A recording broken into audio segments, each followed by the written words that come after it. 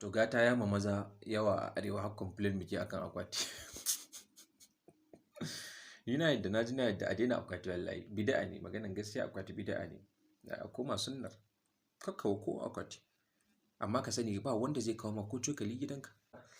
Kai ka aje komai da komai a kawo ma matarka haka in ka ga dama ka bar ta tsirara in ka ga dama ka saya mata hijabi ɗaya da riga ɗaya ku ta zama gidanka ne. Amma dai ka je kai kayan ɗaki. But the issue is I reason with gayu. Kan ka gane problem ɗin duk wanda ake halin da ake ciki matashi yana son ya aure ya I'm on the table. Kana son kai bikin kuma ga yanayin abubuwa sai a hankali wanda for as a starter it's actually difficult. Ko da danginka za su ma wani abu sai dai su taimaka ma unless in some few cases dole mutane su dinga complain. But kai ma ka dinga tunani kuɗin fa da wallahi kuɗin da namiji ke kashewa. Like in ka duba abin da family mata suke kashewa yana da yawa su ma. Bai kai ba ma za ka haɗa ba. I reason with you guys. But that doesn't mean ku zo kuna wani a soke akwati.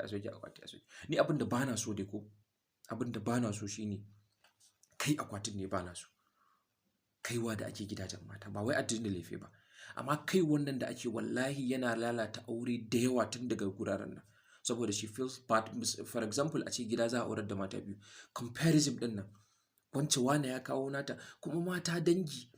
Za a dinga ai yayi kokari ai yanzu ya fara aiki ba yaron ɗanka wallahi yayi kokari ana fita kuma sai ki ji ana gulma abu shi wannan sai ka ce bazawara zai aura kaman ba ta da gata wannan shi ba shi da yan uwa ne ba su taimaka mai ba comparison ɗin nan zai zo sa ta ji ba daɗi a ranta wasu tun daga nan ake lalata musu aure ni wallahi a dinga akwati malamai su dinga wa'azi a dinga akwati amma wannan bid'ar a dinga kai a daina a dinga akwati ka je da matarka ku sai duk abin da za ku siya ta gani tare da ita ko ka siya ko ka bata kuɗi ka siya ka anshi kayan akwatinka ka ajiye mata a gidanka abin da ya kamata mu sundantar kenan kuma wannan shine daidai ai akwatin ba wai ka ai ba amma kai wannan da ake dangi gwaggwa da waye da makota su zo su dinga dubawa wasu guda nawa yasa super guda nawa ne wannan ya ji ya cika akwati da afunan 10,000 ba shi da kaza ne ya sa mata gold kuwa akwatin ma guda 4 ne guda 3 ne duk wannan mutum ya gama kokarin shi aje a gama kushiya kayan nan yanzu ana akwatin nan wani ma ba test din kayan da yake so matan shi ta sa bai yake sawa saboda me saboda society saboda community saboda family